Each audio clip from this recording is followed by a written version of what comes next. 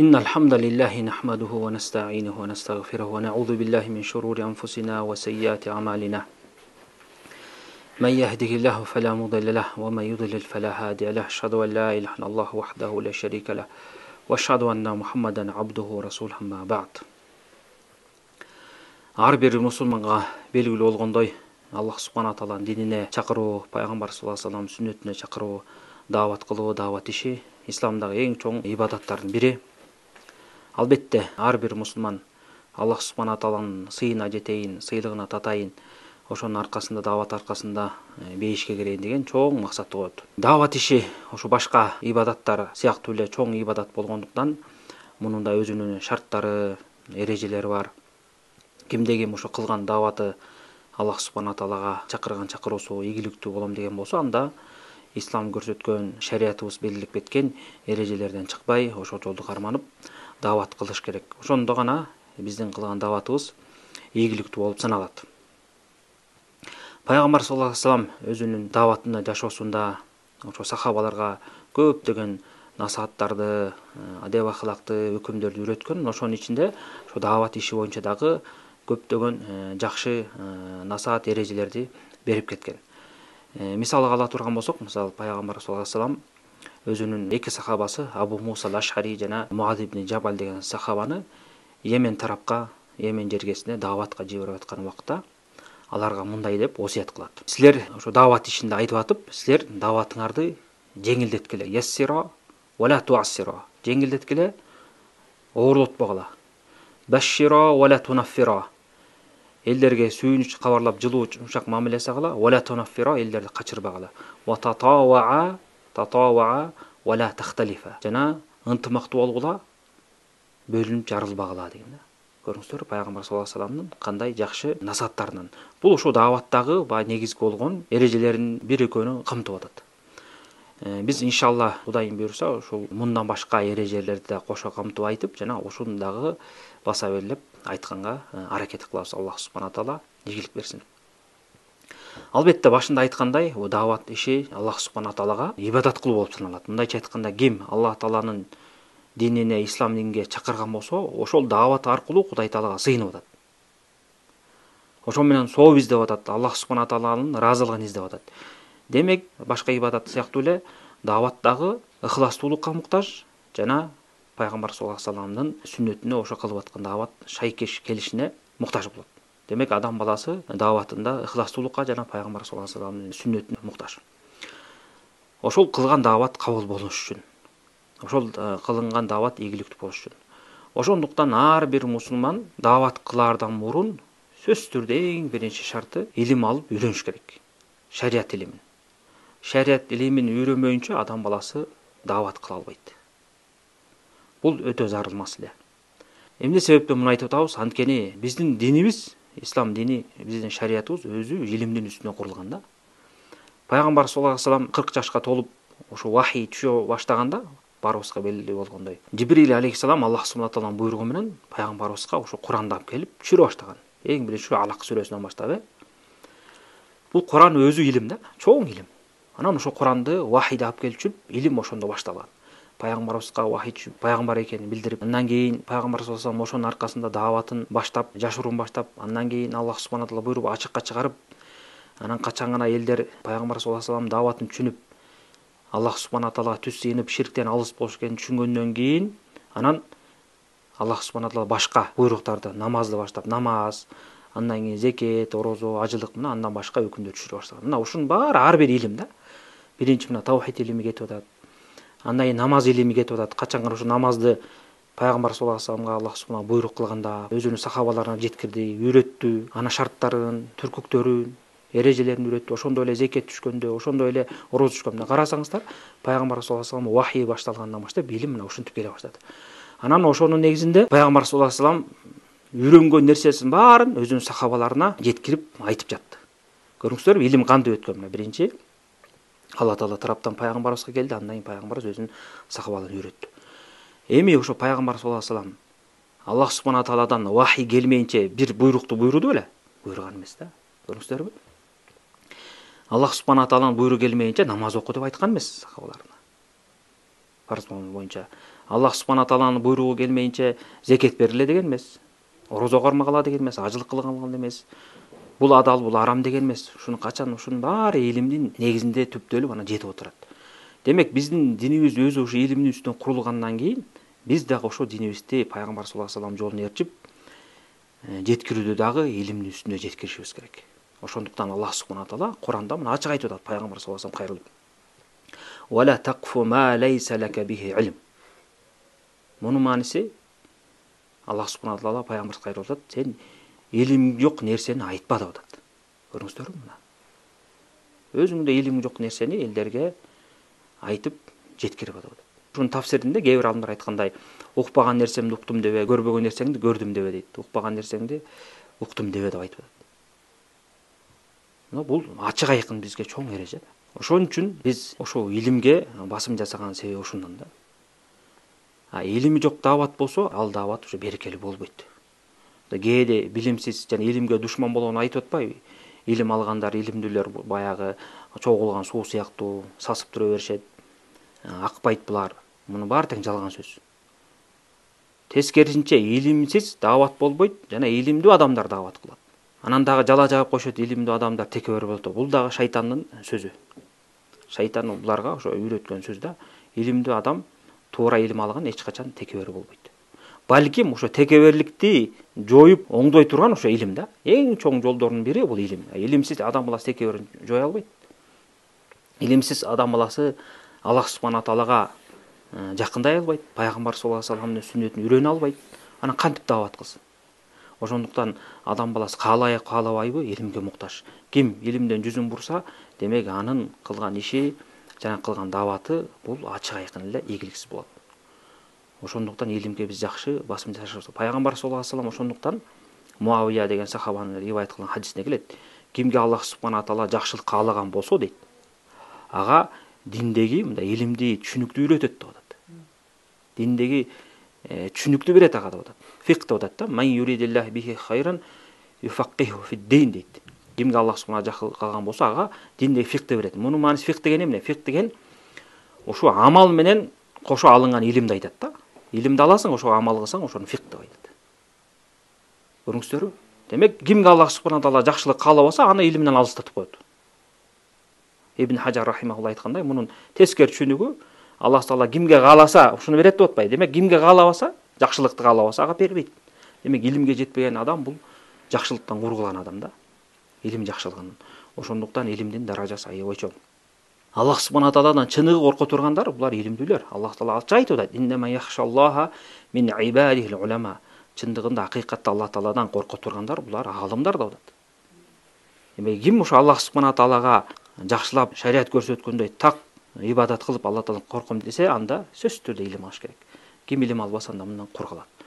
Ошондуктан баягы илимге душман болуу бул аңкоолук да. Бул акылсыз адамдар эле душман болбосо, динди түшүнгөн, Куранды окуган, сүннөттү окуган адам эч качан илимге душман болбойт. Бардык мына ахлу суннада алымдар, ошонун ичиндеги 4 мазхаб ээлери баары тең илим ээлери болгон. Таржымалын ким окуган болсо, баары тең илим алган. Илим алып тизе чөгүп алымдардын алдында отуруп, Куран окушуп, пайгамбар саллаллаху алейхи вассалам сүннөтүн үйрөтүп, анан ошонун негизинде даават кылган. Мисал катары айталы, Имам Азам Абу Ханифа, белгилүү чоң ошо 4 мазхабтын алгачкы имамы, Имам Азам. Азыр көптөгөн адамдар ошо Имам Азам мазхабын кармайм, мерчийм, ошону карманым дейт, бирок айткан сөздөрү көбү акыйкатка туура келбейт. Мына Имам Азам илимдеги чоң үлгү адам болгон. Ошол киши менен өзүнүн устазы Хаммад ибн Аби Сулайман деген устазында 18 жыл окуган.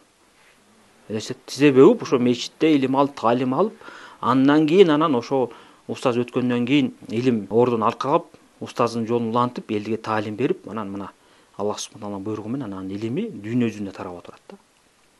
Алар эч качан темселеп бир жакка кетип, үйүн таштап салып, анан жанагынтип дааватты чектеп алганда 3 күн, 40 күн, анан 4 ай деп чектеп даават кылган эмес алар. Көрүңүздөрбү? Алар мечитте отуруп даават кылган, анан ошо динди жеткире турган адамдарды таптап, даярдап, анан илимдер дүйнө жүзүнө жетип атат да. Китеп аркылуу илим. Мына чыныгы даават ушундай болгон. Ким ошол алымдардын жолунан үлгү алам деген болсо, мына алымдардын жолу үлгүсү мына даяр. Ошону карманып окуш керек да. Ошондуктан илим өтө зарыл. Илими жок даават туңгуюкка алып келет. жанагындай жомоктор чыга баштайт, такталбаган маалыматтар тарай баштайт, адалды арам кылып коюшат, арамды адал кылып коюшат, динди элдерге жомок катары жеткирип коюшат. Мына ушинтип дин бурмалана берет да. Ошондуктан илим өтө зарыл. Даават кылуудагы эң биринчи зарыл маселе ушул илим алуу. Албетте илимдин артыкчылыгын айта берсек аябай көп, бирок бул жерде баягы негизги маселелерди айтып, учкай айтып эле сабак кылып атабыз. Ким илим жөнүндө көбүрөөк маалымат алам деген болсо, башка сабактарды же жазылган китептерди окуп көптөгөн маалыматтарды алса болот. Андан кийин экинчиси, ошол адам, илим алган адам эмне кылыш керек? Илим алган адам ошого амал кылыш керек. Илим качан пайда берет? Качан жемишин берет? Ошо үйрөнгөн нерсеңе амал кылмайынча, иш жүзүнө ашырмайынча илим пайда бербейт. Ким илимди текеберлениш үчүн, же бирөөгө кыйын болуш үчүн алган болсо, демек алган илими өзүнө кыямат күнүндө каршы далил болот. Балким күнөөкөр, тозокко азапталуучу адамдардын катарына кирет. Тозок ошондой адамдар менен от алып күчөйт, пайгамбар саллаллаху алейхи вассалам айткандай. Ошондуктан илимди алгандан кийин сөзсүз түрдө амал кылыш керек. Адалды адал деп билдиңби? Ошого адалдай мамиле жаса. Арам деп билдиңби? Андан алыс бол. Таухидти билдиңби? Таухидке амал кыл. Ширкти билдиңби? Ширктен алыс бол. Пайгамбар саллаллаху алейхи сүннөтүн билдиң? Сүннөттү карман. Бидат, жаңылык иштер арам экенин билдиң? Андан алыс бол. Мына ушинтип ар бир билген маалыматка, ар бир билген шариаттын өкүмүнө ошо кандай келсе ошондой кылып амал кылыш керек. Аны өзгөртпөстөн, аны кошумчалап аша чаппастан, ошо алган илимге бир нерселер жок нерселерди кошумчалап аша чаппастан, ошо кандай келсе ошондой кылып амал кылуу. Ошондуктан мына Куранды окусаңыздар, Аллах субхана таала ыйманды айтканда, же болбосо ыйман келтирген адамдарды айтканда сөзсүз түрдө аркасынан көп жерде жакшы амал кылгандарды көп айтат да. Бул деген эмнени билдирип отур? Илим менен амал эри шаркак жүрөт. Илим алган адам амал кылбаса, анда илим пайда бербейт ага. Ошондуктан ошого амал кылыш. Алла таала айтканда: "Инналлазина аману ва амилус солихати улаика асхабул жаннати хум фиха халидун" дейт. Чындыгында ыйман келтиргендер, жана жакшы амал кылгандар, булар бейиштин ээлери деп атат. Алар ошо бейиште түбөлүк калышат деп атат. Демек ким бейишке киргиси келсе, ыйман келтирип илим алгандан кийин ошого амал кылыш керек. Амалың жокпу, демек бейишке кире албайсың. Ошондуктан бул нерсеге амал кылыш керек. Мына бул илим алуудан кийинки эң негизги нерсе. Андан кийинки ошо дааваттагы негизги эрежелердин бири, илим алып, ошо амал кылгандан кийин, ошо өзү адам даяр болгондон кийин дааватты кимге кылат? Албетте Аллах субхана таалага кылат. Элди кимге чакырат? Алла таалага чакырат. Пайгамбар саллаллаху алейхи вассаламдын сүннөтүнө чакырат. Мына Аллах субхана таалага чакырган жөнүндө биринчи айталы, андан кийин сүннөт жөнүндө айтабыз. Аллах субхана таала Пайгамбар саллаллаху алейхи вассаламды буйруп атат: "Уду иля сабили раббика бил хикмати вал мауизатил хасана." Аллах субхана таала пайгамбарына айтып атат да, өзүңдүн Роббиңдин жолуна чакыргын деп атат. Даават кылгын, үгүттөгүн деп атат. Бил хикма дейт. Хикма дегени ошо Ибн Жарир Табари, ошо муфассирлердин имамы айткандай, ошо Куран сүннөткө чакыр деген сөз да. Бил хикмати вал мауизатил хасана деген бул жакшы насаат, жакшы баян менен деген сөз. Жакшы сөз менен деген сөз. Ал ошол Куран сүннөттөн алган жакшы өкүм, жакшы баян менен чакыр деген сөз. Демек биз Аллах субхана тааланын динине Куран сүннөт менен жана ошо Куран сүннөттөн алынган баян насааттар менен чакырып даават кылабыз. Бул жерде карасаңыздар, Аллах субхана таала пайгамбар саллаллаху алейхи вассалам буйруганда эмне деди? Ошо сен Роббиңдин жолуңа чакыр деди да. Башка нерсени айткан жок, өзүңө чакыр деген жок. Көрдүңөрбү? Пайгамбарлар эч качан мага сыйынгыла деп чакырган эмес. Алла таалага чакыр деп атат. Алла тааланын жолуна чакыр деп атат. Башка аятта айтканда Алла таала пайгамбарыбызга буйруп атат: "Кул хади сабили аду илаллахи ала басиратин ана ва ман иттабани." Айткын дейт. "Кул хади сабили" бул ушул менин жолум, аду илаллах, Алла тааланын жолуна чакырам деп атат. Жоксо Алла таалага чакырам. Ала басират ана ва ман иттабани. Илимдин далилдин негизинде мен жана мени ээрчигендер деп чакырат деп атат. Мына карасаңыздар, аду илаллахи ала басира.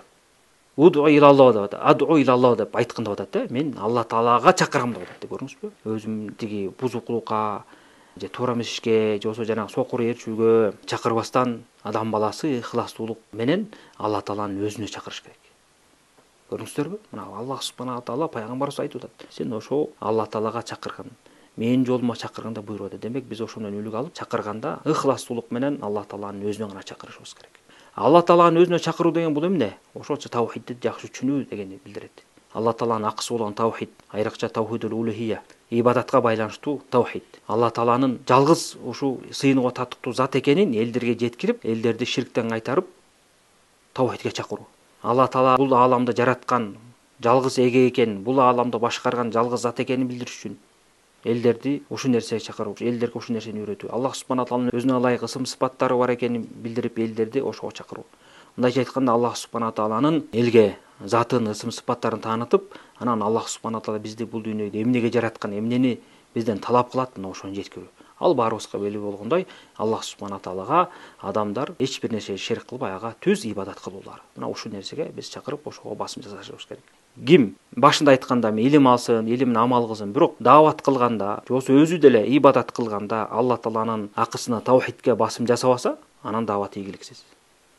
Эгерде сенин кылган дааватың Алла тааланын жалгыздыгын билдирбесең, Алла тааланын ибадатка татыктуу экенин билдирбесең, анын эмне кереги бар андай даават? Анткени бул пайгамбарлардын дааваты болуп атпайбы? Пайгамбарлардын дааваты мына ушу Алла тааланын ибадаттагы жалгыз зат экенин билдириш үчүн келген да.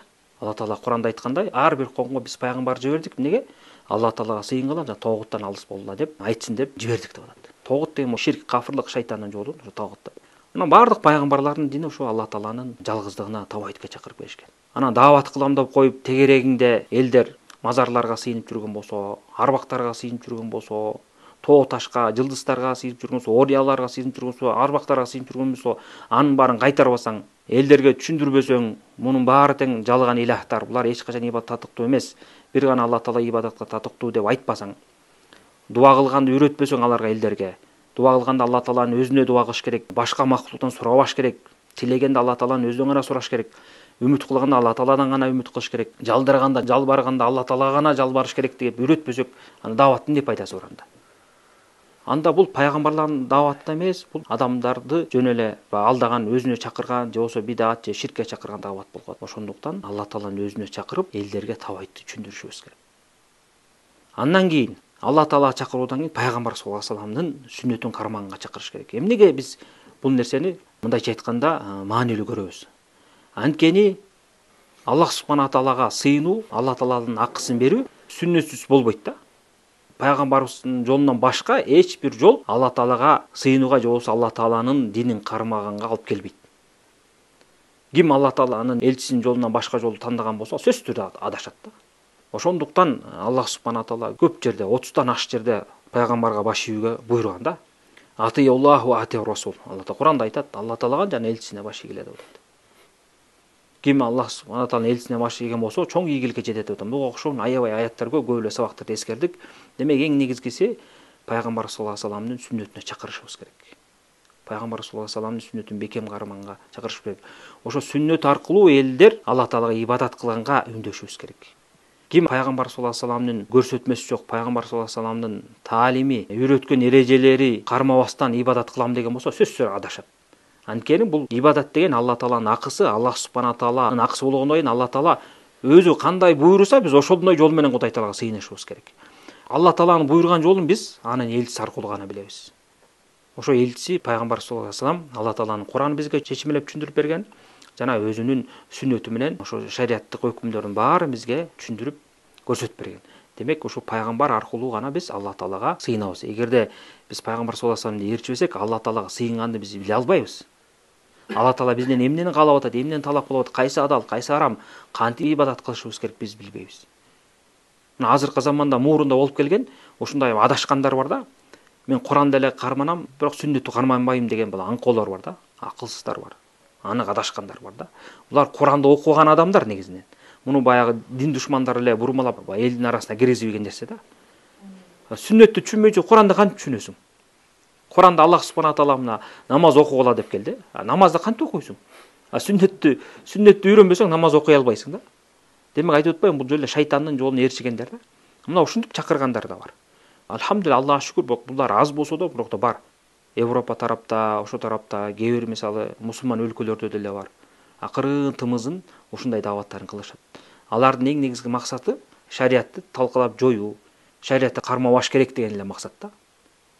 Куранды бурмалагысы келсе болду, анда сүннөткө баш ийбейм деш керек да. Сүннөткө баш ийбеген адам болду, Куранга ыйман келтирбейт, амал кылбайт, Куранга ыйман келтирбегенде амал кылбагандан кийин ал мусулман болуп саналбайт. Ким пайгамбар саллаллаху алейхи вассаламдын сүннөтүнөн баш тартып четке аккан болсо, ал ачык айкын капыр болот. Ошондуктан ушундай адашуулардан сактап, биздин жашообузда, дааватыбызда Куран сүннөттү кармануу өтө зарыл нерсе. Жеке жашообузда, анан башкаларга жеткирүүдө дагы. Ошондуктан пайгамбар саллаллаху алейхи вассалам мына сабактын башында хадисте келгендей, өзүнүн шакирттери мына тарбиялап ошо сүннөтүн осуятын берип анан даават жолуна жөнөтүп атат. Андан кийинки негизги эрежелердин бири ошо биз айтып аткан Куран сүннөттү түшүнгөндө эч качан биз өзүбүздүн түшүнүгүбүз менен түшүнбөшүбүз керек да. Мындайча айтканда, адам келе калып эле Куранды ачып же сүннөтү ачып ушундай экен деп эле өзүнүн билгенин кыла берген болбойт. Куран сүннөттөгө келген өкүмдөр жалпы түрүнөн айтканда эки түрлүү да. Мисалы, карапайым адамдар ачса түшүнгүдөй аяттар, хадистер толтура. Мисалы, Аллах субхана таала зынага жакындабагыла деп атат. Демек, зынанын арам экенин түшүнүп атат. Арактан алыс болула деп атат, кумардан алыс болула деп атат. Демек, арам экенин билет. Киши өлтүрбөгүлө деп атат. Өзүңөр кол салып алат. Демек, түшүнүктүү да. Элдин баары түшүнөт, туурабы? Муну эч ким четке калбайт. Алла таала түз сыйын кыла деп атат. Бул да түшүнүктүү. Ошондой эле пайгамбар саллаллаху алейхи вассалам сүннөтүндө ошого окшогон көптөгөн өкүмдөр бар. Муну карапайым элдер окуса түшүнөт да. Анан кээ бир өкүмдөр бар, муну баягы алымдар, илимдүүлөр түшүнөт. Мындайча айтканда, чечмелөөгө муктаж. Мисалы, Аллах субхана таала Куранда зекет бериле деди. Эми жалпы жолунан карапайым зекет берүүнү түшүндү да, зекет деген бериш керек экенин. Бирок кантип бериш керек экенин билбейт да. Анын үчүн пайгамбар саллаллаху алейхи вассалам сүннөттөрүнө кайтып, зекет мисалы канча өлчөмдөгү акчадан берилет, кандай байлыктан берет, кандай мал жандыгынан берилет, кандай жерден чыккан өсүмдүктөн берилет деп, анын баарын окуп, илим алып, анан түшүнгөндөн кийин берет да. Аны муну илимдүү адамдар түшүндүрүп берет. Бирок шариятта бар, ал жеңил, түшүнсө болот. Бирок анын баардыгы эле карапайым түшүнө бербейт да. Мына ушундай мейли жалпы карапайым түшүнгөн маселе болобу, анын майда чүйдөсүнө чейин жана ошондой эле жалпы чечмелөөгө муктаж маселе болобу, ушунун баары тең пайгамбар саллаллаху алейхи вассаламдын сахабаларынын жана алардан таалим алган табиин жана табииндерден таалим алган атбаа табиин ошолордун түшүнүгүнөн чыкпаш керек да. Ошондуктан пайгамбар саллаллаху алейхи вассалам Бухари, Муслимде келген хадисте доорлордун эң жакшысы бул менин доорум деген да. Андан кийинки жакшы доор ушул доордон кийинкиси деген, менин доорумдан кийинкиси. Андан кийинки жакшысы, андан кийинки доор деп, мына 3 доорду мактап кеткен да. Өзүнүн доорун, сахабаларынын биргеликте, анан табииндердин доорун, анан атбаа табииндердин доорун мактап кеткен да. Мына биз ушул 3 муундун, алтын муундун түшүнүгү менен динди түшүнүп биз карманышыбыз керек. Алар кандай бизге динди түшүнүп жеткирип кеткен болсо, ошондон чыкпай биз карманыш керек. Ошондо гана биз жана чоң адашуулардан, туура эмес ой пикирден, туура эмес динди түшүнүп алуудан алыс болобуз да. Ошондуктан Аллах субхана Куранда айтып атат: "Ва ма юшакику расула мин ба'ди ма табайяна лахул худа ва яттаби гайра сабил му'минин нуваллихи ма тавалла ва нуслихи джаханнам ва саат масира." Ва ма юшакику расула, ким пайгамбарга каршы чыкса дейт, качан дейт? Мин ба'ди ма табайяна лахул худа. Ага чындык туура жол ачык айкын болгондон кийин ага каршы чыкса деп атат да, көрүңөр. Жана ошондой эле ваттаби гайра сабил му'минин, му'миндардын жолунан башка жолду ээрчисе деп атат да. Анда ошол кайсы жерге бет алса ошол жака таштап коебуз жана аны тозокко киргизебиз деп атат да. Көрүңүздөр, пайгамбар саллаллаху алейхи вассалам сүннөтүн ээрчип, анан му'миндардын жолунан тайбастан ошолордун жолун кармаш керек. Алгачкы му'миндар кимдер булар? Сахабалар да. Сахабалардан таалим алган табиинде, алардан атбаа табиин, ошолордун жолунан биз чыкпай динди карманышыбыз керек да. Пайгамбар саллаллаху алейхи вассалам сүннөтүн жана ошол му'миндардын жолунан чыкпай, аятта келгендей ошону ээрчишибиз керек. Качан гана биз ошо мурунку салафы солихиндер деп коет. Ислам терминде салафы солих, мурунку солих адамдар деген сөз да, алгачкы солих адамдар деген. Салаф деген ошо алгачкылар, мурункулар деген маани. Демек биз динди түшүнгөндө өзүбүздүн түшүнүгүбүзгө сала бербей, ошолордун түшүнүгүнө шалышып, айрыкча жанагындай чечмелөөгө муктаж болгон маселелерде. Сөз түрдө ошолор динди кандай түшүнгөн, мейли акыйда болобу, мейли фик илими болобу, өкүмдөр болобу, адеп ахлак болобу, деги эле диндеги баардык адал арам жашоого байланыштуу эрежелер, соода саттык ушунун баары тең ошол салафы солихиндердин түшүнүгүнө муктаж. Ошолордун түшүнүгү кандай болгонсо, биз да ошолордун түшүнүгү менен карманышыбыз керек. Антпесе адашуунун жолу токтобойт эч качан. Анткени бирөө келе калып туруп эле мен динди момундай түшүнөм деп бурмалай берет. Андайлар көп азыр аябай. Айрыкча жанагында арабча сүйлөгөн араб ааламында ар кандай таасирлерден таасирленген адамдар Куранды бурмалап, өздөрүнүн тайкы ойлоруна таянып, чечмелеп хадистерди бурмалаганда аябай көп да. Ошондуктан чыныгы ахли сунна, мына салафтардын жолун кармагандар, салафилер эч качан өз билемдик кылып Куран сүннөттү каалагандай чечмелеп тафсирлей бербейт. Алар ошо Куран сүннөт түшүнөрдө, ошо ахли сунна алымдары алгачкы муун кандай түшүндүргөн, алар эмнеге чакырган, ошо Куран сүннөттү эмне деп чечмелешкен, тафсирде кандай келген, сүннөттүн шархында кандай келген, ошонун баарын карап туруп анан элге ошону маалымат берет да. Ошондуктан баягы жалганчылардын жалганын ушул жерден эле билип койсок болот. Баягы Куран сүннөттө дей беришет, булар өз билигин кылган. Мунун баары тең жалган. Куран сүннөткө чакыруу деген бул өз билем деген эмес. Куран сүннөткө чакыруу ошо аалымдарды сыйлап урматтап, ошолор аркылуу биз динди түшүнөбүз. Ошолор аркылуу динди карман. Бирок ахли сунна ушул жерде баягы белгилеп кете турган нерсе, эч качан ошо аалымдардын ичинен бир эле же бир 2-3 аалымды же өзүнө жаккан аалымдарды кармап алып, башкаларын четке кагып, ушулардыкы эле туура дебейт. Ушулар эле адашпайт дебейт. Булар ката кетирбейт деп айтышпайт да. Анткени баардык адам баласы ката кетириши ыктымал. Ошонун ичинде аалымдар. Бирок аалымдар бири-бирин толуктап, бири-бирине насаат кылып, динди чогуу сактап келишкен. Ошондуктан мына мазхаб башчылар, 4 мазхаб башчысы тең ушундай маанеде чакырышкан. Эгерде биздин сөздөрүбүз Куран сүннөткө каршы келип калган болсо, аны таштап, акыйкатты, чындыкты кабыл алгыла деп ошого чакырып келишкен да. Демек, имамдардын, ахли суннанын, аалымдардын жолу тең баары тең ушундай болуп келген да. Демек, ошондуктан биз алардын түшүнүгү менен динди карман ошол нерсеге чакырабыз. Алардын түшүнүгү биз үчүн зарыл. Айрыкча фикх маселесинде, акыйда маселесинде, жана акыйда маселесинде көп адашуулардын чыккан себеби ушундай да. Жана философияга, калам илимине кирип кеткендер, каламчылар ошо Куран сүннөттү карманууда бурунку алгачкы умун салафы солихиндердин түшүнүгүнө таянбастан өздөрү диндеги келген далилдерди өздөрү каалагандай чечмелеп атышып, ошентип адашып кеткен да. Мына хавариштер, муржия, муътазила, равафид, суфия ошого окшогон агымдардын туура жолдон четтеген себеби бүт ушундан да. Ошол эрежени кармабагандыктан. Куран сүннөттү түшүнүүдө салафы солихиндердин түшүнүгүнө таянбастан өздөрү билемдик кылгандыктан чыккан да. Ошондуктан бул өтө зарыл маселе. Ошону жакшылап биз түшүнүп алышыбыз керек. Андан кийинки дааваттагы зарыл маселе, даават жолунда талаш тартыштан алыс болуш керек. Жана дааватта жеңилдик болуш керек, оорчулук болбош керек. Мына ушул жана биз башында баштап кеткен хадисте келгендей. Бул жерде эки эреже чогуу камтылып келип атат, э? Пайгамбар саллаллаху алейхи вассалам сахабаларына осият кылып айтып атат. Жеңилдеткиле, оорлотпогула деп атат. Элдердиге сүйүнчүлөгүлө, аларды качырбагыла деп атат.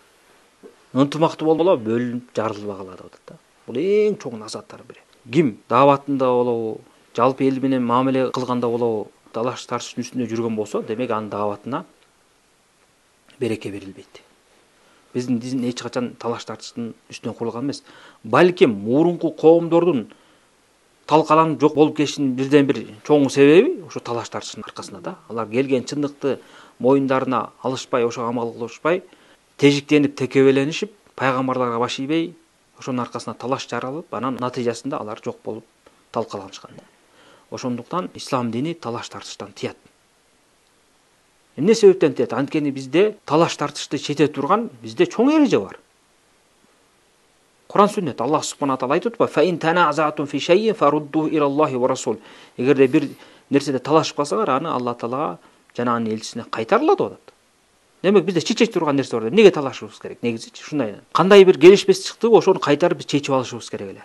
Эгерде биз ага кайтып чечпесек, анда талашыбыз токтобойт дагы, улана берет. А талаш токтобосо, талаш тартыш көбөйө берген болсо, бул адамдын ибадатына дагы, дааватына дагы чоң зыян келтирет. Ошондуктан пайгамбар саллаллаху алейхи вассалам жана хадисте осият кылып атат. Талашпагыла деп атат. Алла таала Куранда айтып атат: "Ва ла таназау фатафшалу ва тадххаба рихукум." Талаш тартышпагыла. Эмне болосуңар талаш тартышсаңар? Фатафшалу дейт. Коркок болосуңар, алсырайсыңар деп атат. Ва тадххаба рихукум дейт. Күч кубатыңар кетет дейт. Кээ бир тафсирлерге караганда мамлекетиңер жоюлуп кетет деп атат. Элестетип көрүңүзбү? Талаш тартыштын натыйжасы эмне болуп атат? Адам баласынын, үммөттүн, мусулмандардын күч кубаты кетет. Ынтымактар кетет, алсырайт. Башка үммөттүн, башка коомдун алдында коркок болушат. Керек болсо мамлекет жоюлуп кетиши ыктымал. Анан биз кылып аткан дааватыбызда ынтымактуу болбосок, демек бат эле ыдырап жок болобуз. Дааватыбыздан ийгилик качат. Ошондуктан талаш ташташыбыз керек. Андан кийинки маселе. Дааватыбызда мына жеңилдик болуш керек. Элдерди тартуу болуш керек, элдерди качыруу болбош керек. Оройлук болбош керек. Кичипейилдик, жумшактык болуш керек. Мына биздин ахли суннанын динге чакырган дааваттын усулдары ушундай. Жеңилдик деген эмне? Жеңилдик деген ушул шариаттагы такталган анык далилдерде. Кандай шариятыбызда кайсы өкүмгө байланыштуу бир далил болбосун, ошол Куранда келип пайгамбар саллаллаху алейхи вассаламдын туура хадисине такталып келген болсо, мына ошол жеңилдикте. Мындайча айтканда, диндеги аныкталып келген баардык нерсенин мунун баары жеңил өзү. Анткени Аллах субханаху ва таала Куранда айткандай: "Ла юкаллифуллаху нафсан илля вус'аха". Аллах субханаху ва таала эч качан деп атат, адам көтөрө албаган нерселер жүктөп парз кылбайт деп атат. Аяттын маанисинде. Аларга жүктөбөйт деп атат. Адамдын нафсиси, адам көтөрө албаган нерсени жүктөбөйт деп. Демек биздин динибиз жеңил, жалпы жонунан жеңил. Ким ушуну тагы үйрөнсө эле, демек динди жеңилдикти кармаган болот. Эгерде ким динди үйрөнбөсө, билбесе, ал өзүн өзү оорлоткон болот. Көрүңүздөр, ушул келип туруп диндин жеңилдигин билиш үчүн бул эмне? Илимге барып кайтат да. Илим жок болсо кантип билебиз диндеги жеңилдикти? Диндин өкүмдөрүн анык так билген болсок, демек биз динди жеңил түшүнөбүз. Ошо жеңил болгон диндин ичинде дагы айырмаланып келген жеңилдиктер бар. Аны да илим албасак кантип түшүнөбүз? Аны да түшүнүш керек. Мисалы, илими жок адам болсо, мисалы, намаз окуганды билет, бирок адам ар кандай акыбалда болуп калат. Кээде ооруп калат, кээде үзүр болуп калат, кээде сапар болуп калат. Сапардагы намаздын өкүмү башка, ооруп калгандагы, тура албай калгандагы, отура албай калгандагы намаздын өкүмү башка. Аны илими жок болсо кантип үйрөтөт? Көрүңүздөрбү? Даратка суу таппай калган болсо, же суу таап, бирок сууну колдоно албай калган болсо, аябай суук болуп, ооруп, эмне кылып тазаланыш керек? Таяммум жөнүндө илими жок болсо кантип үйрөтөт? Мына шариаттагы жеңилдиктер.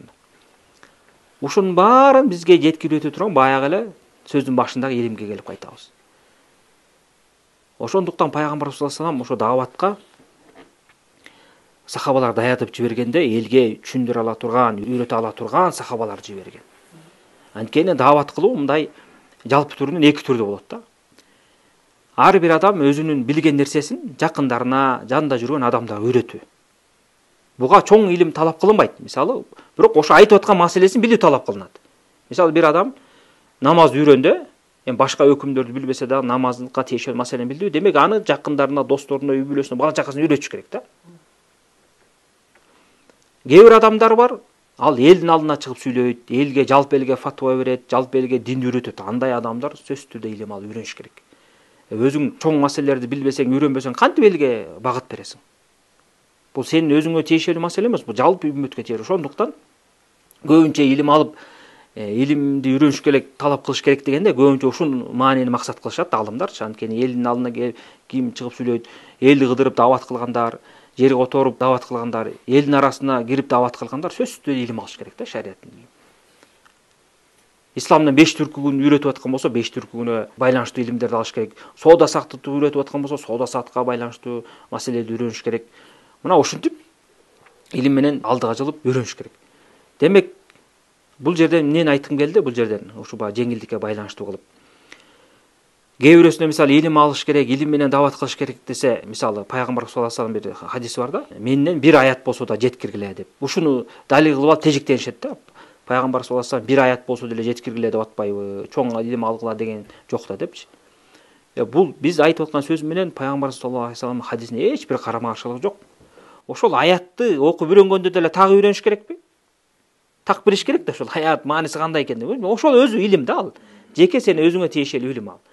Ошону үйрөнөсүң, бирок ошону жеткиресиң, кимге жеткирсең да. Бирок ошол чекте сен ашпайсың, башка билбеген нерсеңди айтпайсың. Ошол илим бул кичинекей илимде чоң илимге чейин. Эми бир адам элди аркалап, элдин алдында чыгып элге акыл насаат берип атса, ал эл талап кылган баардык өкүмдөрдүн илимин үйрөнүш керек да. Мисалы, бирөө сенден намаз жөнүндө сурап калат, зекет жөнүндө сурап калат, дават жөнүндө сурап калат, сүткорлук жөнүндө сурап калат, тамак аш жөнүндө сурап калат. Илим жок болсо кантип дават кыласың, кантип айтасың ага? Ошонун баары үйрөнүш керек да. Ошондуктан кээ бир ушул илимсиздер илим алгыла десе, илим жок эле дават кыла берем андай эмес. Ошол дават кылууда жана башында айтып кеткендей, жакындарыңа, туугандарыңа ошо эмнени билсең, кичинекей илим болсо дагы ошону айтып жеткир. Элди аралап чыгып, элдин алдында чыгып фатва берип насаат кылам дедің, анда шарият талап кылгандай көп илимди үйрөнүшүң керек. Элдер эмнени талап кылып атат? Улам бир адам бир сурап келсе, мен билбейт экенмин, кой, окуп келе калайынчы дебейсиң ал. Балким ушул жолу аркылуу адамдар мисалы билбей элдерге, көп элге, жалпы калайыкка даават кылып же фатва берип кирип кеткен болсо, илими жок болгон болсо, шайтан чоң адашууга түртөт. Кантип түртөт? Мисалы бир адам илимсиз кирип алды. Башында балким суралган кезде билбейм, мунун өкүмүн билбейм, маалыматым жок экен деп айтышы ыктымал да. Бирок кечке ушинте бербейт да. Ошентип айтып шайтан бир күнү келип айтат да. Эми кечке ушинте бересиңби, уялбайсыңбы, сага деле намыс керектүү дейт. Анан болду. Ошонун аркасында илимсиз сүйлөй баштайт. Жомокторду айта баштайт, икаяттарды айта баштайт. Баланча молда айтты, түкүнчө молда айтты, анан устазым айтты деп сүйлөп кое берет. Тактабай билбейт да, эмне каяктан келгенин, ал булагын да билбейт. Чын ушундайбы? Муну тактап берсе, мен билбеймишим, бирөөнү уккам, ушинтип келген деп коет. Мына көрүңүздөрбү, шайтан ушинтип жолду акырындык менен ачат да. Ошондуктан даават кылуу илим жолун, илим алууда эмне максат айтып атабыз, ушуну жакшылап биз түшүнүп алышыбыз керек да. Анан ошо илим алсак эле жана шариаттагы жеңилдиктин баарын түшүнөбүз. Шариатта уруксат берген нерсенин баарын түшүнөбүз. Мисалы, адам баласы акыл эси болсо эле намазды сөзсүз түрдө окуш керек да, кандай акыбалда болбосун. Ден соолугу бар болсо, ошо ден соолугу бар адамга коюлган талаптай окулайт. Ден соолугу жок болсо, ооруп аткан болсо, оорул адамга жеңилдик берсе, ошондой кылып намаз окуйт. Мунун баары илимде келет да. Мына ушунун баарын үйрөнүп алган болсо, жеңилдик берилет. Мисалы, зекет чыгарганда деле жерден чыккан шариатта келген өсүмдүк боюнча зекет чыгарганда, эгерде адам баласы ошо айдаган нерсесин кыйынчылыксыз талаадан аккан суу менен, жаан суусу менен сугарган болсо, ондон бирин чыгарат. Эгерде кыйынчылык менен өзү жана мотор ушундай нерселерди орнотуп сугарган болсо, же болбосо жанагындай суу ташып келип сугарган болсо, анда ондон бирин жарымын чыгарат. Көрүңүздөр, илим да. Бул шариатта жеңилдик. Билбеген адам кантип фатва берип, кантип үйрөтө алат да. Ошондуктан пайгамбарыбыз саллаллаху алейхи элдерге жеңилдик кылгыла, элдерди ордотпогула деген. Жеңилдик кылат деген мааниси шариатта кандай келген болсо, ошону так билип алып, ошону айтып жеткиргиле. Кайсы жерде өкүмдөр толук талап кылынат, кайсы жерде жартылай талап кылынат, кайсы жерде жеңилдик берет, кайсы жерде уруксат берет, ошону билгиле, ошону жеткиле. Аны билбей туруп, туура эмес өкүм чыгарып, элдерди качырып ийбегиле деген маани да. Мына пайгамбар саллаллаху алейхи вассалам учурунда да ушундай бир окуя болгон. Бир сахаба ошо сапарда жүрүп, башынан жарат алат. Эмне себептен кийин азыр эсимде жок, башында жараты болот. Анан гусул болуп калат, жуунуш керек болот да. Анан жанындагы сахабалардан дагы бир адамдар сурайт да, мен азыр гусул болуп калдым, жуунуш керек болуп атат. Эмне кылам? Суу менен жуунушум керекпи, же таяммум алыш керекпи деп сураганда, алар билбестиктен жуунушуң керек деп өкүм берип коюшат. Анан ал жуунуп туруп ошонун натыйжасында өлүп калат. Ошондо пайгамбар саллаллаху алейхи ошону укканда аябай урушат аларды. Билбесе сурашпайбы дейт. Аны өлтүрүп коюшту го деп катуу ачууланат да. Көрүңүздөрбү мына. Билбесе, адам билбей туруп өкүм берген болсо, натыйжасы ошондой болуп калат. Ошондуктан өтө этиет боло турган нерсе, ар бир нерсени тактап билиш керек. Шариатта жеңилдик бар да. Сууну колдон албасаң, таяммум аласың да. Мына ошондуктан пайгамбарыбыз сахабалар ушундай осуятын берип атат. Жеңилдеткиле деп, элди качырбагыла деп. Азыркы заманда мына элди качыргандар аябай көп. Не себептен ушу илимсиз болгондуктан, динди жакшы түшүнбөгөндүктөн, чалабыла түшүнүп алып фанатизмге кирип кеткендер, аша чапкандар, анан динди ooрлотуп берет. Динди ooрлотуу, элди качыруу мына ушундан пайда болот. Илимсиздиктен пайда болот, диндеги аша чабуудан пайда болот. Туура илимди албай, ар кандай жомокторго, икаяттарга таяна берүүдөн болот. Текеберликтин айынан болот. Оройлуктун айынан болот. Элдерге жакшы мамиле кыла албай. Шариатта жок нерселер менен, бидат менен ибадат кылып, элдерди ошого чакырып, элдерге жаңылыктарды жаюу менен болот. Мына ушундай көптөгөн түрлөр бар да. Ошонун аркасында элдер качат динден. Динди жаман көрүп калат. Анткени адамга ooрлотуп берсең, кыйындата берсең, динде жок нерсени айта берсең, адам бул нафсиси, денеси көтөрө албай калса болду ал. Качып кетет динден. Диндин өзү бул жеңил да. Адам көтөрө алгандыктан Аллах субхана таала динди кармаганга элдерди буйруган да. Динди көтөрө алат адам баласы, кармай алат. Бирок качан көтөрө албайт? Ошо жанагында аша чапсак, жок нерсени айтсак, кошумчалап киргизсек, ooрлотуп ошондо көтөрө албай калат да. Мына ошолордун бир мисалы, азыркы убакта альхамдулилля элдердин көбү динди түшүнүп, намазга келип, намаз окугандар күндөн күнгө аз болсо дагы көбөйүп аткан учуру.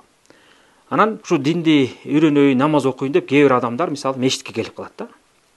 Анан мечитте жана кээ бир ушу намаз окуп келген адамдарды качырган адамдар бар. Кичине байкуштар динге моюн сунуп баш багып намаз окуйн десе эле эмне кылат? Отургузат дагы, таксыр, сиз намаз окуптсыз, эми ушу намаз окугандан кийин сөзсүз түрдө Алла Тааланын жолуна курмандык кылып, 3 күн чыкпасаңыз болбойт. Чыгыш керек. Бул Алла Тааланын жолу, мындан башка даават жок. Ушул жол менен гана бешикке барабыз, мына чыныгы даават ушу деп туруп, эптеп намазга келип аткан адамды 3 күн күндөйт. Ал эптеп нары карап, бери карап ойлонуп, кыйналып барып келсе, андан кийин 40 күндөй баштайт, андан кийин 4 ай деп баштайт. Мына ошентип элдеги диндеги жок нерсени ордотуп көрсөтүп атат. 3 күн 40 күн 4 ай деген чектөөлөр бул биздин динибизде, Куранда да, сүннөттө дагы, сахабалардын жолунда дагы, 4 мазхаб башчынын осуяттарында дагы, мазхаб китептеринде да келген эмес бундай нерсе. Алар даават кылышкан жана башында айткандай. Мындай чектөө жолу менен эмес. Исламда кандай даават келген болсо, ошондой даават менен келген да. А булар азыркы ушундай жол менен даават кылып аткандар же Куран сүннөткө таянып далилдей алышпайт. Жөн эле айтсаң бул тартип деп коет. Ошол тартип, бирок кимдин тартиби бул? Бул пайгамбар саллаллаху алейхи вассаламдын тартиби эмес бул. Индиялык бирөөнүн чыгарган тартиби. Пайгамбар сүннөтүндө, Аллах субхана тааланын китебинде, Куранда мындай тартип келген эмес. Ошо алдыңкы сахабалардын, табииндердин, 4 мазхабтардын тартибинде мындай кылган эмес. Алар дин тартиби менен, Куран сүннөтүн тартиби менен даават кылышкан да. Булар мындай индиялык бирөө чыгарган тартип менен даават кылган эмес. Көрүңүздөрбү, ушинтип качырат. Андан кийин карасаңыздар, ошол адамдар тажагандан уже мечиттен алыстай баштайт. Барсаң эле дааватка чык дей берет экен, барсаң эле кыйнай беришет экен, күнүнө отчет алат экен, эмне кылдың, тигиндей кылдың деп ошону жазып, анан кыла албай калсак кыжалат болобуз экен. Ушинтип акырындык менен адам баласы динден кача баштайт да. Көрүңүздөрбү ушунун натыйжасы. Муну билбей жүргөндөр да бар, билип атайын болбой эле тоң моюндук менен кылып аткандар да бар да. Мына ошондуктан мына адам баласы илим албаса, пайгамбар саллаллаху алейхи вассаламдын сүннөтүн үйрөнбөсө, мына ушундай нерселерге бат эле барып такалып калат да. Анан ушундай элдерди качыруу кийинки жана талаш тартыштап келет да. Пайгамбар айтып атпайбы, экөөңөр ынтымактуу болуп талаш тартышпагыла депчи. Даават иши ийгиликтүү болуш үчүн даават жолунда талаш тартыш ташташ керек. Келишпестиктен алыс болуш керек. Кандайдыр бир келишпестик пайда болду, дароо ошону Куран сүннөт менен чечкенге аракет кылыш керек. Демек ал талаш тартыш Куран сүннөт менен чечилбейби? Куран сүннөткө ким баш ийбесе, ал талаш өмүрү чечилбейт ал. Талаштын үстүндө жүрө берет да. Мисалы кээ бирөөсү ынтымактуу болушубуз керек, мусулмандар биригишибиз керек, чогуу даават кылышыбыз керек, чогуу кызмат кылышыбыз керек деп эле ооз менен айта берет. Бирок иш жүзүнө келгенде аны аткарбайт. Мына динде ушундай деп келиптир го. Бул нерсе динде жок экен го, Куран сүннөтү жок экен го десең, билбейм, мен ушинтип үйрөнгөм. Ушул нерсе натыйжа берип атат. Бизге ушул устаздар ушинтип айткан, молдолор ушинтип айткан, ана шейхтер ушинтип айткан деп коет. Ал шейхтер деле, молдолор деле, устаздар деле, алар деле карапайым адам да. Балким жаңылып калбасын. Кел тактап ошо далилин сурап, ошонун натыйжасында даават кылбайлыбы? Жок. Андай болбойт. Уктуңбу? Кыла бер. Алар өздөрү, тигилер өздөрү жооп берет. Сен эптеп алардын айтканын кыла берсең, сураба алар эмнеге таянганын. Алар өздөрү жооп берет, сен таза чыгасың деп, ушундай сөздү айтып, адамдын зейинин кейитет да. Мына бул дагы бул адашуу сөз. Алар жооп берет, биз кыла берели деген. Иншалла буга дагы өзүнчө ошо аяттар келген, ошолорду айтып өзүнчө сабак кылабыз. Кудайым буйрса. Же болсо бир өзүнчө сабак жаздырып чыгарып коебуз да. Бул Курандын аяттарына ачык айкын каршы келген сөз да. Алар жооп берет, биз кыла беребиз деген маани. Бул такыр адашууга алып бара турган сөз да. Мына ошонун натыйжасында талаш тартыш келип атат. Жанагындай Курандын осуятына талашпагыла деген буйругуна каршы келип атат. Пайгамбар саллаллаху алейхи вассаламдын талашпагыла, ынтымактуу болула деген сүннөттөрүнө каршы келип атат. Көрүңүздөрбү? Эмненин натыйжасында чыгып атат ушунун баары. Ошондуктан ар бир мусулман ушундай усулдар, эрежелерди үйрөнүү өтө зарыл маселе болуп саналат. Андан кийинки ушу даават жолундагы эң негизги усулдардан, негизги эрежелердин бири адам баласы Куран сүннөткө чакырып элдерди үгүттөгөндө, диндин жакшылыгын билдиргенде, жакшылыктан кайтарып, жамандыктан кайтарганда эң негизги болгон, мындайча айтканда, биздин динибиздин сакталышына же болбосо адамдардын эркин тынчтыкта ибадат кылыш үчүн сөзсүз түрдө динге даават кылып аткан адам мусулман башчыларына баш ийүүгө чакырыш керек да. Анткени мамлекетте мусулман башчыга баш ийүү болмоюнча тынчтык орнобойт. А тынчтык орнобосо адамдар динин кармай албайт да. Тынчтык жок болсо кантип кармайсың? Мечитке чыга албай каласың да. Мусулман башчыга баш ийүү жок болгондон кийин алдым жуттумдар көбөйөт, залымдар, күчтүүлөр, жанагындай талаанын, токойдун мыйзам орной баштайт да, күчтүү алсыздарды жеп алсыздарды коркута баштаган заман пайда болот. Ошондо учур пайда болот. Мына ошонун баарын реттеп оң жолго сала турган бул мусулман башчысы болот. Ошондуктан биздин динибизде ачык айкын келген да. Мусулман башчыларга баш ийгиле деген. Ахли суннанын негизги усулдарынан кайсы бир жерге, кайсы бир коомго, кайсы бир мамлекетке бир мусулман башчы келип дайындалып башчы болуп саналгандан кийин, азыркы тил менен айтканда президент болгондон кийин ошого жакшылык иштерде, күнөө эмес иштерде баш ийип, моюн сунуп жашаш бул милдет, парыз болуп саналат. Ошондуктан Алла Тааланын Ниса сүрөсүндө ачык айтып атат: "О ыйман келтиргендер, Алла Таалага баш ийгиле, жана элчиге баш ийгиле, жана өзүңөрдөн болгон башчыларга баш ийгиле" деп атат. Көрдүңүздөрбү? Демек Алла Таала ачык айтып атат. Биз өзүбүздөн чыккан мусулман башчыга баш ийип, моюн сунушубуз керек. Пайгамбар саллаллаху алейхи вассалам Тирмизи андан башка келген хадистер айтып атат: "Силердин мойнуңарга ошо Эфиопия жактан дагы бир кул адам келип башчы болсо да, ошого баш ийип моюн сунгула" деп атат. Кээ бир риваяттарда айтат: "Анын башы жанагындай мейистей кичинекей болсо дагы, ага карабастан баш ийгиле." Кээ бир риваятта айтат: "Анын дене мүчөлөрү кесик болсо дагы" деп атат. Көрдүңбү? Кебете силерге жакпаса, кебете суук болсо дагы, эч кылып силерге башчы болуп келдиби? Керек болсо кул болсо дагы башчы болуп келди, ошого баш ийгиле деп атат. Мына ушуга байланыштуу мына сабакта эле өтүп алайлы. Буга байланыштуу Бухари, Муслим, андан башка хадис булактарында көптөгөн хадистер бар. Ошого кошумча ахли сунна алымдар ар бир акыйда китептеринде баса белгилеп айтып кеткен. Мусулман башчыга жакшы иштерде баш ийиш керек, моюн сунуш керек. Алар мейли залым, күнөөкөр адам болушса да атайын баса белгилеп жазып кетишкен. Зулум кылып атса дагы, туура эмес иш кылып атса дагы ошолор баш ийиш керек. Албетте ал күнөө иштерин колдоо эмес, же болбосо күнөө ишти ошону кылып эмес. Ошолор жакшы ишке буйрса ошону аткара беребиз. Бирок алар күнөө иш кылып койгон болсо, ошол иштеринде баш ийбейбиз. Бирок ошол күнөө аркылуу биз аларга каршы чыгып, бийлигин кулатабыз, бийлигин тартып алабыз, аларды айдап жоготобуз дебешибиз керек. Аларга кимдин кудурети жеткен болсо алдына барып насаат айтсын, жакшылыкка чакырып, жамандыктан кайтарсын. Бирок ага кылыч көтөрүп каршы чыгып, ошактап жамандабаш керек. Азыркы мына интернет майданында кээ бирөөсү Европага, Америкага качып кетип, кээ бирөөсү башка жерге качып кетип, же болбосо тымызын отуруп алып, президентти жана алардын кол алдындагы жардамдашкан адамдарын баарын жамандап ушактап отурушат да. Бул исламга каршы нерсе. Ошондуктан азыркы күндө даават кылган адам, Куран сүннөткө чакырган, исламга чакырган адам сөзсүз түрдө ушул усулдарды айтыш керек да. Бул нерселерди айтпаса, элди ынтымакка чакырбаса, анда биздин дааватыбыздын берекеси кетет. Элдин арасында тынчтык орнобойт. Тынчтык орнобосо айтпадымбы, дини жоголот адам баласы. Ачкачылык пайда болот. Уруш талаш пайда болот. Ачкачылык, уруш талаш пайда болуп, тынчтык кеткенден кийин адам баласынын динин кармашы кыйын болуп калат. Мисал катары эле мына Суданда эмне болуп атат, Сирияда эмне болуп атат, Иракта, Либияда азыркыга чейин. Мусулман башчыларына каршы чыгып, бийликтер төңкөрүш жасап, ызы чыгылды эле мына азыркыга чейин кан төгүү токтобой, азыркыга чейин ачарчылык каптап, тентигенди тентип, чоң кыйынчылыктын үстүндө турушат да. Bunday нерсе эч кимге кереги жок. Ошондуктан бул нерсени айта жүрүшүбүз керек. Мына азыр көптөгөн отуруштарда, конокко барсакпы, же чогулуштарда адамдын көбү саясатчы болуп кетип, мусулман башчылар жамандай берет, президентти жамандай берет. Андай болбойт. Президентти жамандап ушактаган болбойт. Чоң-чоң элге таасир тийгизген, элдин баягы ынтымагын кармап турган алымдар сыяктуу, жана башчылар сыяктуу адамдарды ушактоо, жөнөкөй адамдарды ушактагандай болбойт. Аларды ушактаган күнөөсү алардан башка ушактагандарына чоңураак болот. Эмнеге? Анткени алар менен элдин ортосуна доо кете турган болсо, ажырым кете турган болсо, чоң зыян келет да. Динге дагы, дүйнөдөгү, мамлекетке дагы. Ошондуктан аларды ушактап жамандоо бул арамдыгы башка ушакка караганда чоңураак болот.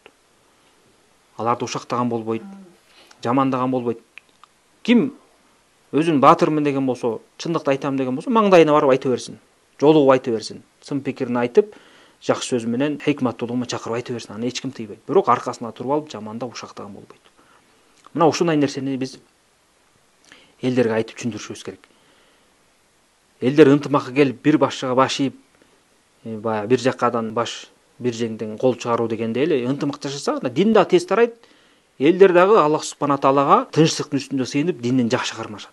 Элестетип көрүң, эгерде коркунуч келип, ачарчылык каптап, ушул баягы мусулман башчы менен карапайым элдин ортосунда кагылыш чыгып, ошонун аркасында кан төгүлүп, Алла таала сактасын, ызы чуу башталган болсочу, ачкачылыктын айынан, кыйынчылыктын айынан динин таштап коюшу ыктымал адамдар.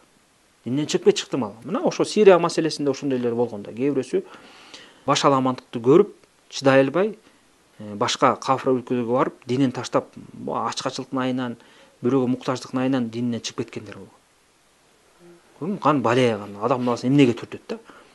Ошондуктан бул маселеде уялуу, намыстан жок, муну ачык айкын айтыш керек. Мусулман башчыга баш ийиш керек, каршы чыкпаш керек. Жакшылык иштер. Баш ийүү деген мына баарыбызга эреже болуш керек да, бул жакшы иштерде, күнөө эмес иштерде. Муну жакшы билип аласыздар, туруңуздарбы? Эгерде кокус күнөө ишке буйруган болсо, ал күнөө иштерди аткарбайбыз. Бирок ошол күнөө ишти себеп кылып туруп ага каршы чыккан болбойт. Ага насаат гана айтабыз. Бул күнөө иш, муну таштаңыз, бул болбойт, мындай нерсеге бизди буйрубаңыз, бул динге каршы келет, элдин жашоосуна каршы келет деп түшүндүрүп айтабыз. Бул пайгамбар саллаллаху алейхи вассаламдын бизге калтырган осуяты. Керек болсо алар мамлекеттин байлыгын өзлөрүнө тартып алып, өзлөрүнүн кызыкчылыгы үчүн колдонуп, биздин акыбызды бербей, биздин акыбызды тыйып, өздөрү гана жыргап жашаса да, ошого карабастан баш ийишибиз керек. Мына пайгамбар саллаллаху алейхи вассалам ачык айткан. Сахабалар сураганда, кээ бир сахабалар өздөрүнүн акысын сурап, ана биздикин тыйып бербесе эмне кылабыз дегенде, пайгамбар саллаллаху алейхи вассалам баш ийесиң, моюн сунасың. Алар өздөрүнүн моюнуна жүктөлгөн нерсеге жооп берет, сен өзүңүн моюнуңа жүктөлгөн нерсеге жооп бересиң деген. Ачык айкын да. Мындайын вообще сөз болбош керек. Башка бир хадисте пайгамбар саллаллаху алейхи вассалам Муслимде келген хадис. Моюнуңа, жонуңа камчы чаап, мал мүлкүңдү тартып алса да баш ий деп атат. Көрүңөрбү? Неге? Анткени бул усулду бекем орнотуу эң негизги маселелерден да. Биздин жашообузга, тынчтыгыбызга, динибизге байланыштуу маселе. Мына ислам тарыхында, жалпы тарыхта канча деген окуялар болгон. Ошондо каршы чыга коебуз деп канча жыл бою тынчтыктан ажырашып, канча деген кан төгүүлөр болгон. Мына биз жанагы эле 4 мамлекет мисал кылдым. Дагы эле ушундай азыр. Карап көрсөңүздөр. Дагы эле ызычуу. Адамдар бири-бирине кол салып, бири-биринин канын төгүп атышат да. Муну ким каалайт? Муну эч ким каалабайт. Ошондуктан ушул маселени намыстанбастан, коркпостон айтыш керек. Кээ бирөөсү жамандай берет. Сен бийликтин адамы болуп калдың, аларга тиги жагалданып атасың, башчылардын молдосу болуп калдың, башчылардын алымы андай эмес. Пайгамбар саллаллаху алейхи вассалам бул нерсеге үндөп атат. Бул Куранда келип атса, пайгамбар саллаллаху алейхи вассалам айтып атса, биз ага кыңк дебей баш ийип моюн сунушубуз керек да. Чыныгы эрктүү, күчтүү мусулман Алла Таалага баш ийет, жана пайгамбар саллаллаху алейхи вассаламга баш ийет. Ошол пайгамбар саллаллаху алейхи вассалам айткан үчүн биз ушул нерселерди кылып атабыз. Ушул нерсени аткаргыла, ушу моюн суңгула, ушуну кармангыла деген үчүн карманып атабыз. Алла Таала жана анын элчиси адамга пайда бере турган гана, өздөрүнүн кызыкчылыгы үчүн гана боло турган нерселерди буйруп бизге айтат да.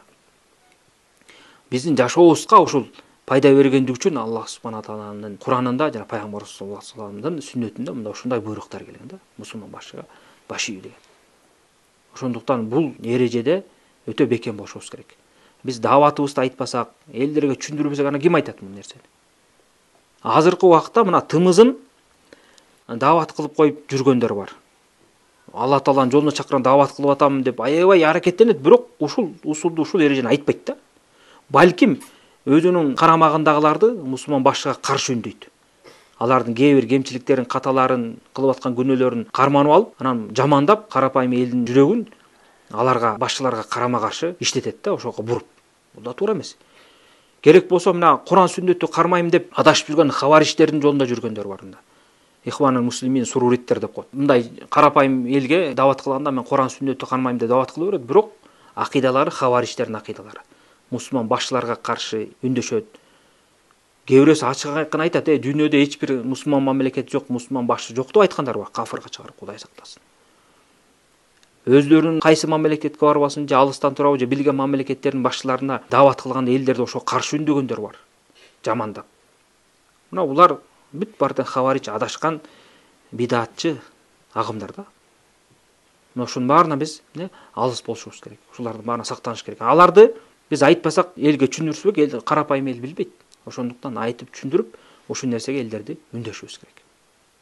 Андан кийинки ушу дааваттагы негизги эрежелердин бири, дааватта негизи сабырдуулук болуш керек да. Жеке даават эмес, адам баласынын өзүнүн жеке жашоосунда сабыр керек го. Жашооңдо сабырдуу болбосоң, кантип үй бүлө кура албайсың, жашай албайсың. Анткени жакшылык менен жамандык, кыйынчылык менен жеңилдик дайыма бирге келет, эр шайкак жүрөт. Анан адам баласы сабырдуулукту үйрөнбөсө, чыдамы жок болсо, кайраты жок болсо, жашоодо бат эле сынат, өзүнөн гана зыян алып келет. Даават жолунда жүргөн адам башка адамдарга караганда көбүрөөк сабырдуулукка муктаж да.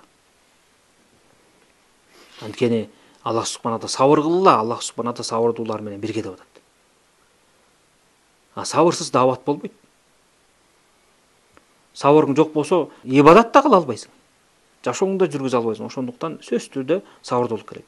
Анткени адам баласы бул жашоодо мына жөн эле жүрө берсе, өзүнүн бир кара курсагын ойлоп, күнүмдүк жашоосу менен жүрүп, эптеп ырыскын таап, жумушуна барып келип коюп, үйдөн чыгып коюп, кирип коюп жүрө берсе, ага эч ким деле сүйлөбөйт, эч ким деле тийишпейт. Элдин баары жакшы көрүшү ыктымал. Кыскасы баягы сага жолобойт да. Кээде эле баягы душмандык болуп, түшүнбөстүктөн эле болуп кетпесе.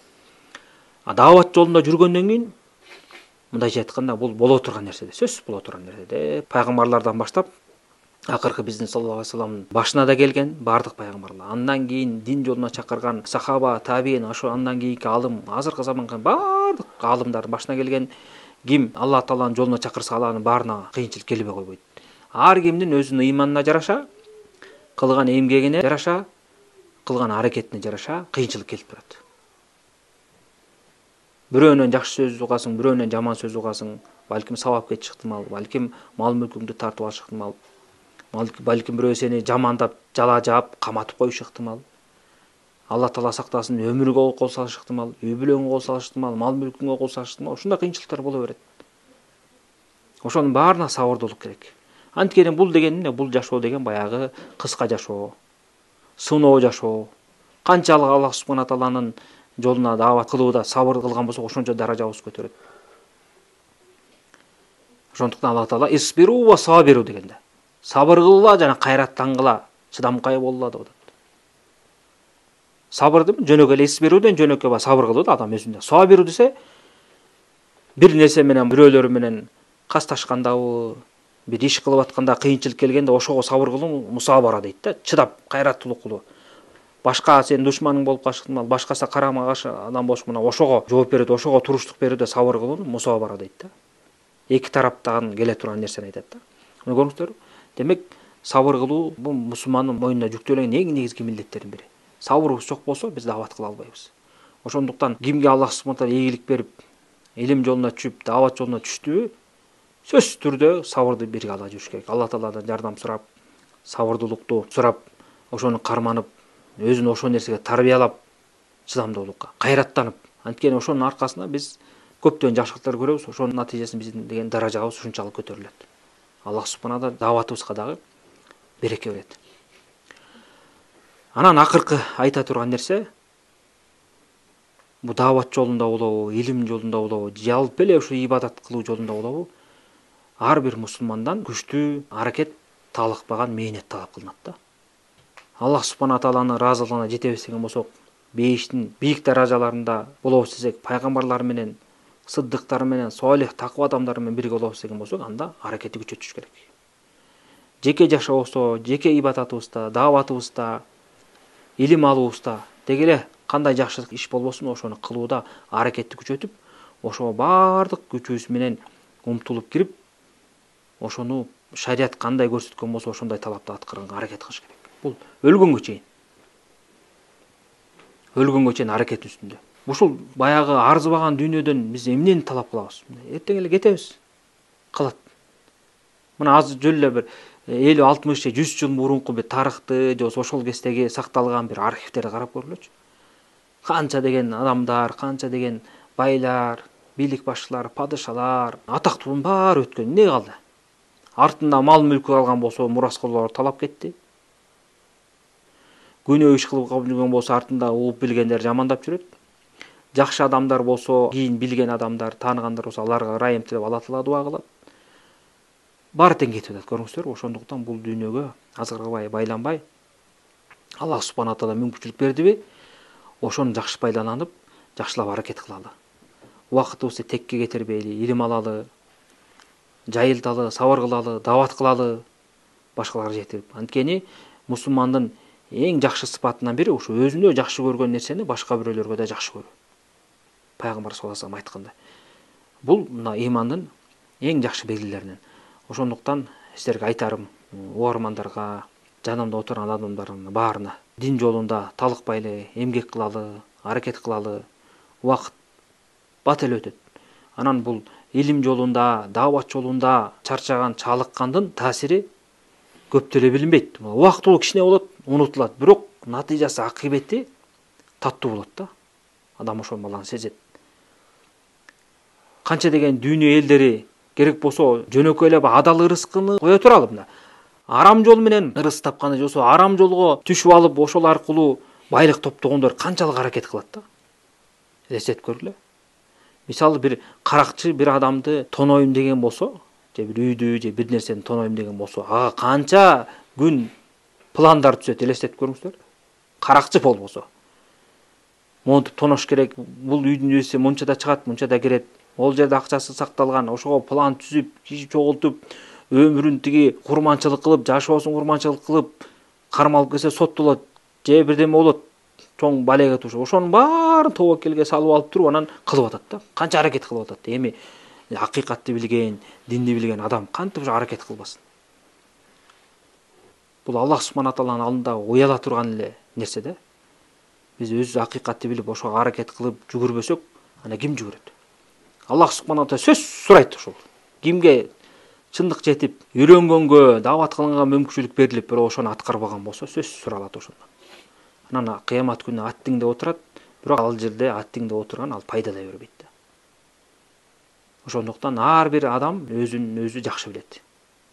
Өзүнүн кемчилигин, өзүнүн жакшы жагын ошентип адам билгенден кийин жаман жагы болсо таштап, жакшы жагы болсо дагы күчөтүп улантып, Аллах субхана таала таянып, Алла тааланын жолунда, Алла тааланын динине даават кылууда чоң дегени эмгектерди кылыш керек. Аллах субхана таала баарыбызга туура жолду көрсөтүп, өзүнүн динине чын ыхлас менен даават кылуучулардан кылсын, жана баарыбызды, жана жалпы мусулмандарды адаштыруудан, ширктен, капырлыктан, бидаттан жана жалпы арам нерселерден алыс кылсын. Аллах субхана таала пайдалуу илим берсин. Ассаламу алейкум ва рахматуллахи ва баракатух.